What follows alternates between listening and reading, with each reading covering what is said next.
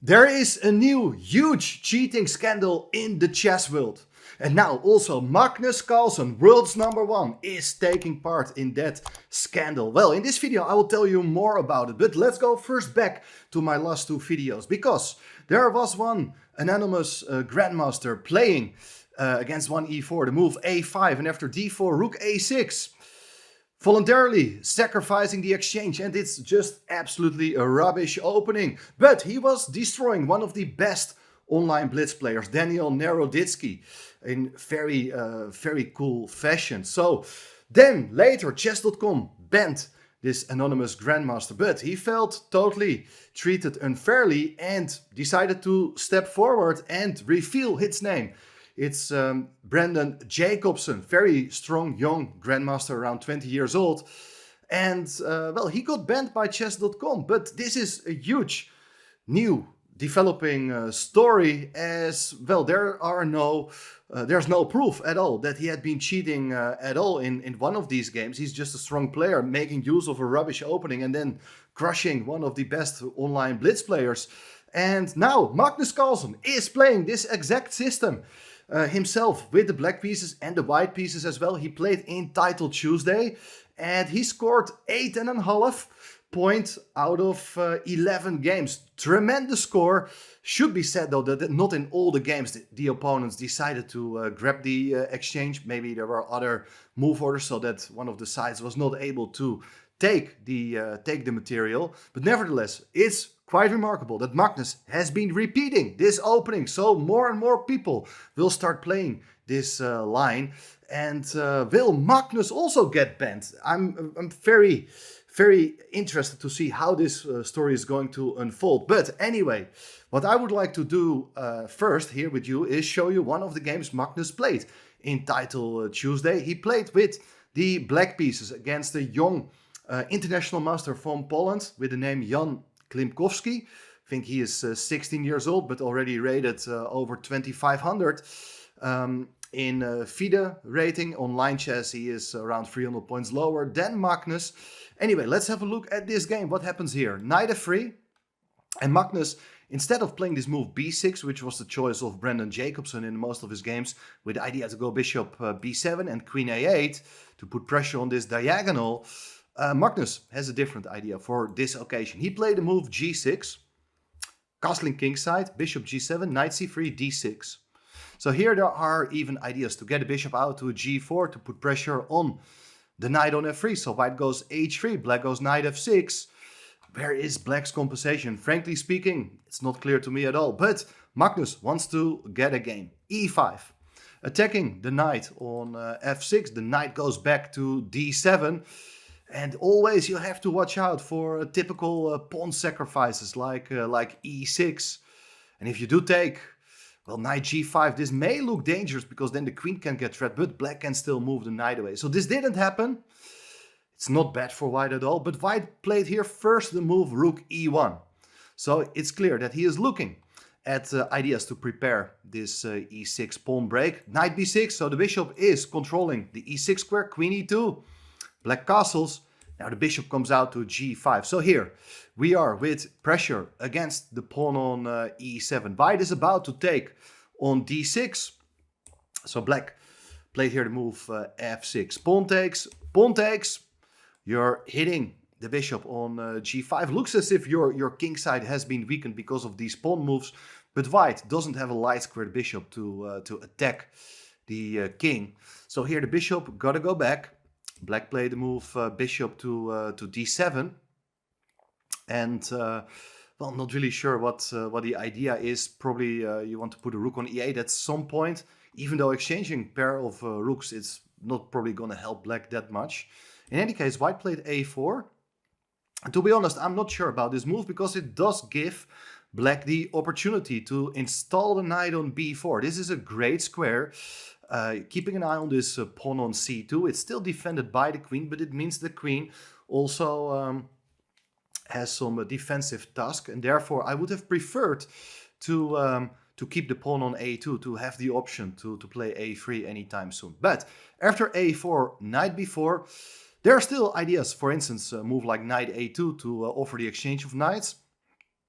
But here white played first move b3 to protect the pawn on a4. Bishop c6. So here we have some ideas based on bishop takes knight. And then the queen is in an awkward situation because the queen normally would like to recapture, but it also got to maintain control over the pawn on c2.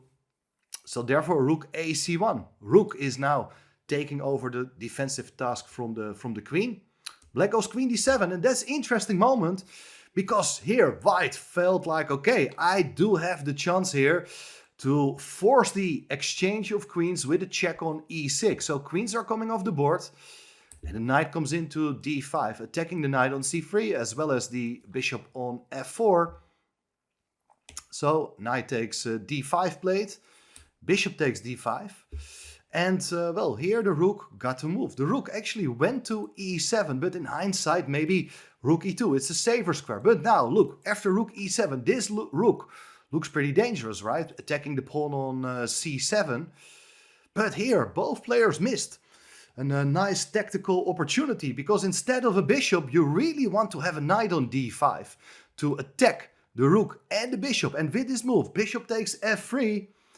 It's a clearance exchange, so that after recapturing, that knight can indeed come to d5 with a double attack. If you go back with the rook to e4, there are plans to play f5, for instance, or if you want, you can even take on f4. And after rook takes, there is bishop to h6 with nice skewer. So there are a lot of little tactics with these minor pieces, and I mean, it's not forced by any means. There are different ways. White can also try to defend in different ways, for instance by taking on d6. And if you do take that bishop, there's rook takes b7. It's very unclear position. But in any case, this was all not played. Don't forget, it's Title Tuesday. It's a blitz game, 3 minutes plus I think 1 second increment. Rook c8 played. Black is just protecting the pawn. Very solid chess, and that actually really nicely shows that Magnus is even not looking at these tactical ideas at this point. He just is playing the game in a very positional way. So the rook goes back to e1, and here the king comes to f7, so that the entry squares on the e file, they have all been covered by black pieces. So the white rooks, they're not too great, and that's exactly the sort of strategy you should be aiming for when playing the game and exchange down. So I think black is having fantastic pieces and aggressive moves like c4 to hit the bishop. It's also not good because it does weaken the d3 square. There will come a knight in to d3 with a huge knight fork. So white has to play in a very patient manner. Play the move knight e2.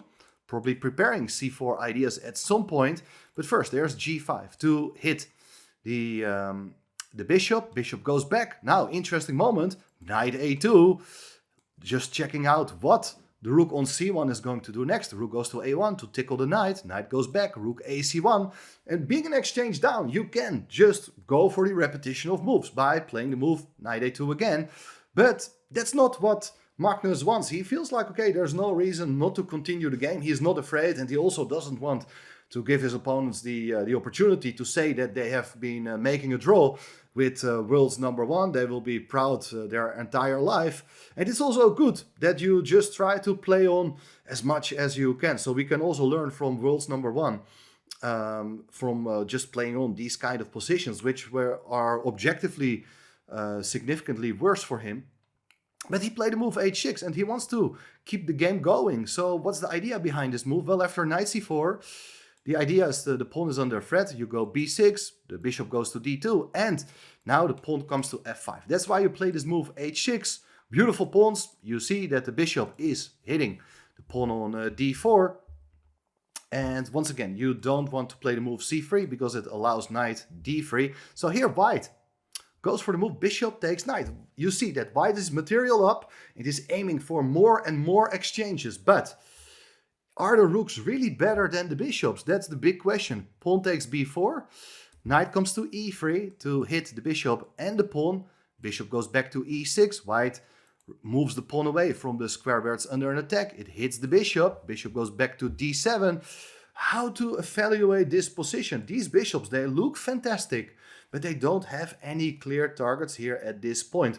Now you may pause the video here for a second and think about a plan for white. What could be the best move, which was not found by Klimkowski in this position. But when playing with an extra rook, you need to try to find ways to activate these pieces. How to activate your rooks? Create open files. You really want to play the move c3, but the pawn and bishop, they are controlling that square. But with the move knight d1, intending to follow up with this move c3 and be able to recapture with the knight, white will be able to create another open file for the rook with long-term pressure against the pawn on c7. White would be definitely better in that case. But white had a different idea in mind. Played here the move g4.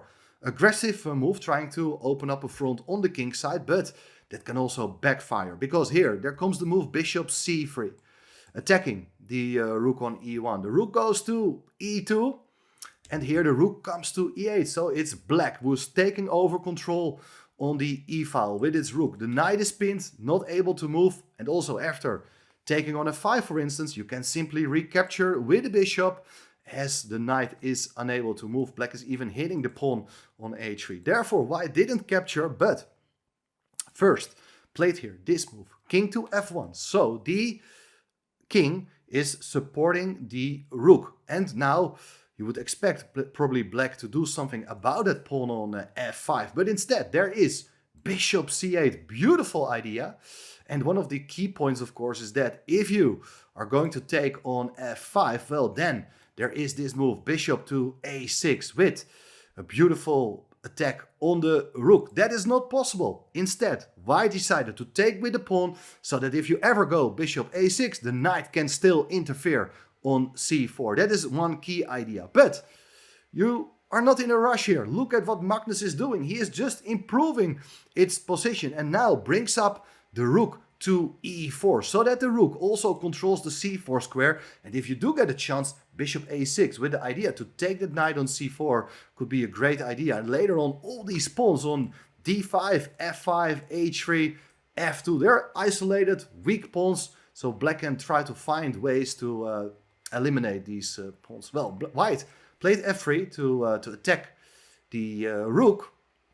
And you can choose where to go. You can maybe go to f4 to put pressure on f3, and maybe later also against the pawn on f5. But instead, they followed rook e5, and still the position is not too clear. If you play something like rook d1, it's important to get that rook over, so that after bishop a6, knight to c4, well, the rook on d1, it's defending the pawn on d5. And in fact, this is not a bad position for white at all. It's still a fighting game. But instead of rook d1, they followed knight g4, attacking the rook on e5 and hoping black is going to take on f5. But that would be just a huge blunder because of a knight fork. So instead, black is capturing the other pawn on d5, saying that the pawn on f5 is not gonna walk away. While if you now take on h6 with your knight, with check, the king goes away, it hits the knight, and after knight g4, it's bishop a6, black is regaining the exchange. So no time for eliminating that material. If you go king g2, which was played in the game, look at this, guys. There's no longer bishop a6 with the idea to win the exchange, but there is h5 attacking the knight. Knight comes to e3 and the rook comes to e5. You're pinning that knight on e3.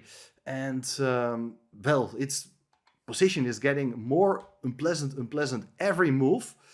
Bishop a6 is on the agenda. When the rook on e2, it's also unprotected. There's no convenient way to defend here. Maybe something like rook d1 should be played. But instead, there is this move king f2, which was played in the game. But now, rather than attacking the rook on e2 with bishop a6, because in the other line, let me show you that actually. If you start with rook d1, after bishop a6, king f2, you're defending everything. You can take on e2, king e2, and there's no bishop d4 to set up an attack against that knight on e3. But after king f2, rather than playing bishop a6, you first pin the knight on e3 with bishop d4. That is an amazing resource. Now the knight is totally dominated, and that means that the other two pieces, they are stuck. They can barely move. Rook d1 play to attack the bishop, but the bishop will sit down on the c5 square, cannot be deflected by any of white's pawns. And how to get out of this pin? That is simply impossible. You can make waiting moves. Rook e1, for instance, was not played in the game. But let me show you the following line. There is bishop takes f5, and you're about to wrap up all these pawns. If you play rook d2, I can just play even h4. I'm not in a rush, just to show you that these rooks, they are unable to support the knight on e3 even better. After rook e2, you take another pawn, you can move your king, you can go back to f5, but still the pin is there. And how to convert such an advantage? Well, at some point you can just simplify when the king gets out of the pin, but then you are wrapping up the remaining pawns. Rook is stuck, you're about to come forward with pawn and king. This is a technical winning position for black. So Magnus, after the move h4 by white, he understood that there's something to gain here. Black just played here the move bishop a6 to attack the rook. If you can take the rook and then take the knight, you will be eventually a piece up. So white played here this move rook d3. Bishop takes, c takes d3. Materials even again, but the pin remains. But before doing something with that, just pawn takes pawn was played in the game. And here white resigned. You still cannot do much. You can't really move your king away, can't move the rook somewhere else. Then the knight will be taken. While in case of something like f4, there is rook takes e3. Everything will come off the board. Look at this pin again. There's no need to capture at this point. Let white suffer from this pin. h3 is a good move. After the king moves somewhere, then you take the rook. And after king takes h2, it's just inevitable that the pawn will be promoted. So after g takes h4, Magnus managed to win this game, scoring 8.5 out of 11. Very impressive. But what is going to happen? What is chess.com going to do? Will Magnus get banned as well? Honestly, I'm not saying that it should happen. I don't think it's going to happen. But why did Brandon Jacobson get banned? Will his name be restored? I mean, he got just banned for absolutely no reason, in my opinion. So let me know what your thoughts are. And before we are finishing this video, let me know what you think of this opening. And hit the subscribe button, give it a like, share among your friends this new scandal in chess. Thanks for tuning in. Stay tuned. Bye bye.